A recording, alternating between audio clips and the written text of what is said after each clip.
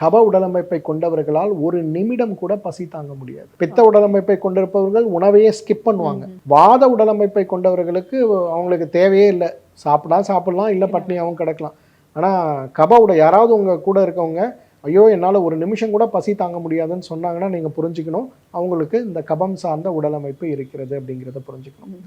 மன விஷயத்தில் வரும்போது பொறுமை குணம், தாராள குணம், இன்றைக்கு வள்ளல்கள்னு நீங்கள் சொல்லக்கூடிய யாரை நீங்கள் எடுத்தாலும் அவங்க எல்லாருமே கப உடலமைப்பை கொண்டவர்கள் தான். இன்றைக்கு அவங்களுக்கு இருக்கக்கூடிய அளவுக்கு ஒரு லீடர்ஷிப் குவாலிட்டி இன்றைக்கி யாருக்குமே இருக்காது. இன்றைக்கு யாரெல்லாம் நீங்கள் பெருந்தலைவர்களாக பார்க்குறீங்கன்னா அவங்க எல்லாருமே கப உடலமைப்பை கொண்டவர்களாகத்தான் இருக்க முடியும். ஒரு ஆர்கனைசேஷனில் ஒரு சின்ன லெவலில் இருக்கக்கூடிய ஒரு கிளார்க்காக இருந்தால் கூட அவங்களோட குவாலிட்டிஸ் பார்த்தீங்கன்னா மற்றவங்கலேருந்து ரொம்ப டிஃப்ரெண்ட்டாக இருக்கிறத நம்ம பார்க்க முடியும். நம்பி ஒரு வேலையை குடித்தால் முடிப்பார்கள், ஏதாவது ஒரு ரகசியத்தை சொன்னால் காப்பார்கள் அப்படின்னா அது கப உடம்புக்காரங்க தான்.